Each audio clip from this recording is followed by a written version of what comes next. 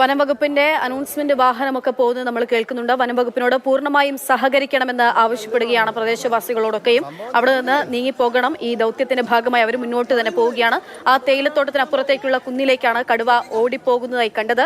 സ്ഥലത്ത് അനൗൺസ്മെന്റ് വാഹനം കടന്നുപോകുന്നത് നമ്മൾ നേരത്തെ കണ്ടു. എന്തായാലും ഈ പറഞ്ഞിട്ടുള്ള അഭിപ്രായം, ആളുകൾ പറഞ്ഞു കേട്ടിട്ടുള്ള കടുവയെ കണ്ടു എന്ന് പറയുന്നിടത്തേക്ക് അതീവ ഗൗരവത്തോടെ തന്നെ അതിനെ മുഖവിലേക്ക് എടുത്തുകൊണ്ട് ഇപ്പോൾ തെരച്ചിൽ ഊർജിതമാക്കി കൊണ്ടിരിക്കുകയാണ് ഉദ്യോഗസ്ഥർ. വനംവകുപ്പും പോലീസും ഒക്കെ ഈ തെരച്ചിലിന്റെ ഭാഗമായിക്കൊണ്ട് അങ്ങോട്ടേക്ക് ഓടിക്കയറി നോക്ക് നമ്മൾ കാണുന്നുണ്ട്. അവിടെ നിന്ന് 2 ക്യാമറകളിലായി പകർത്തുന്ന ദൃശ്യങ്ങളാണ് നമ്മളിപ്പോൾ കണ്ടുകൊണ്ടിരിക്കുന്നത്.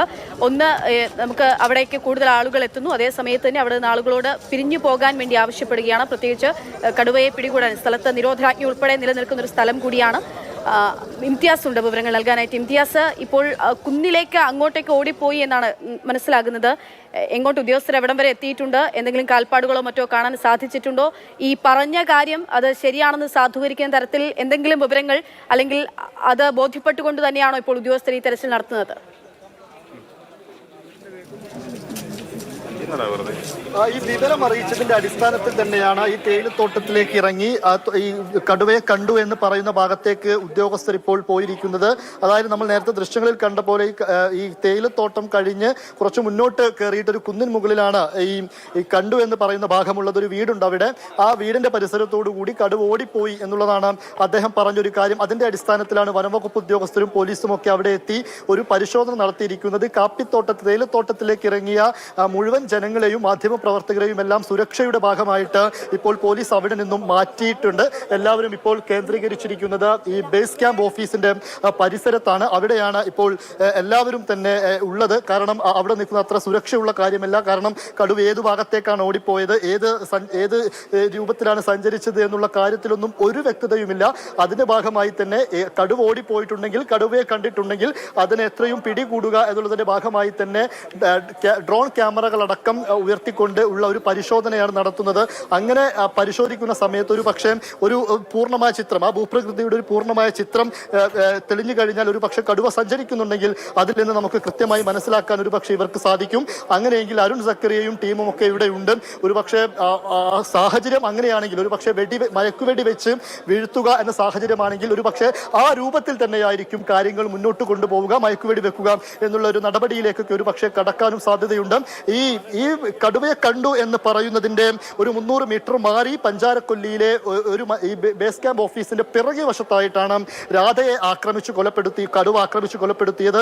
അവിടെയാണ് ഇന്നലെ വൈകിട്ടോടെ കൂട് സ്ഥാപിച്ചിട്ടുള്ളത്. അവിടെ ഇന്നലെ രാത്രിയിലും ഇന്നുമൊക്കെ അവിടെ 5-6 ഉദ്യോഗസ്ഥരിരുന്നു കൊണ്ട് കടുവ വരുന്നത് വളരെ സൂക്ഷ്മമായി നിരീക്ഷിച്ചു കൊണ്ടിരിക്കുകയായിരുന്നു. അതുമാത്രവുമല്ല, ഇന്നലെ രാത്രി അവിടെ ഈ കാട്ടിൽ തന്നെ കടുവയുടെ സാന്നിധ്യമുണ്ടെന്നും ഉറപ്പിച്ചതായിരുന്നു.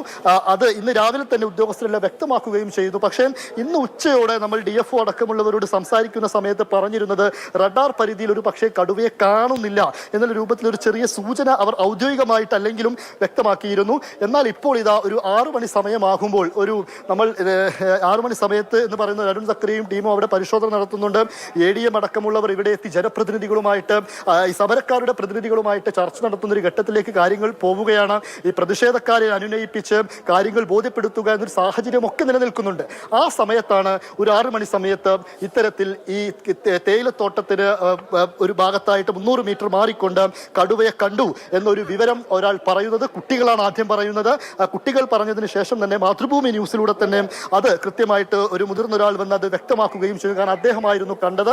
അദ്ദേഹം അത് കൃത്യമായി വ്യക്തമാക്കുകയും ചെയ്തു. ആ വീട്ടിലുണ്ടായിരുന്നവർ ഇങ്ങനെ കടുവയെ കണ്ട സാഹചര്യത്തിൽ വീടടച്ച് ഉള്ളിലേക്ക് പോവുകയും ചെയ്തു എന്നാണ് അദ്ദേഹം പറഞ്ഞത്. അതിന്റെ അടിസ്ഥാനത്തിൽ തന്നെ ഇത് വനംവകുപ്പ് ഉദ്യോഗസ്ഥരെ എല്ലാം വിവരം അറിയിക്കുകയും വനംവകുപ്പ് ഉദ്യോഗസ്ഥരും പോലീസുമെല്ലാം ഈ തേയിലത്തോട്ടത്തിലേക്ക് ഇറങ്ങി.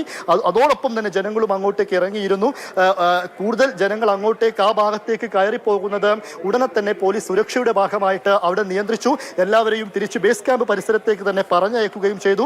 എന്തായാലും വനംവകുപ്പ് ഉദ്യോഗസ്ഥരടക്കമുള്ള സംഘം ഇപ്പോൾ അവിടെ വലിയ രീതിയിലുള്ള പരിശോധന നടത്തുകയാണ്. ഡ്രോൺ ക്യാമറകൾ അടക്കം ഉപയോഗിച്ചുകൊണ്ടുള്ള പരിശോധനയുമാണ്. ആശങ്കയുടെ നിമിഷങ്ങളാണ് വയനാട്ടിൽ കടന്നുപോയിക്കൊണ്ടിരിക്കുന്നത്. ഉദ്യോഗജനകമായിട്ട് ദുഃഖകരമായിട്ടുള്ള നിമിഷങ്ങൾ എന്ന് തന്നെ നമുക്ക് പറയാം.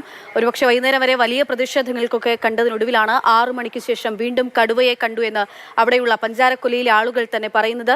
തേയിലത്തോട്ടത്തിനിടയിലൂടെ കുന്നിൻ മുകളിലേക്ക് കടുവ ഓടിപ്പോയെന്ന് പറഞ്ഞതിനെ തുടർന്ന് വ്യാപകമായിട്ടുള്ള തെരച്ചിൽ, ഇപ്പോൾ ഊർജിതമായിട്ടുള്ള തെരച്ചിൽ അവിടെ വനംവകുപ്പിന്റെയും പോലീസിന്റെയും നാട്ടുകാരുടെയും ഒക്കെ നേതൃത്വത്തിൽ നടന്നുകൊണ്ടിരിക്കുകയാണ്. ഡ്രോൺ ക്യാമറയിൽ എവിടെയെങ്കിലും കടുവയുടെ സഞ്ചാരം പതിയുമെന്നുള്ള പ്രതീക്ഷയിൽ തന്നെ ആ തെരച്ചിൽ പുരോഗമിക്കുന്നു. ഇംതിയാസും കമലുമാണ് വിവരങ്ങൾ നൽകിക്കൊണ്ടിരിക്കുന്നത്.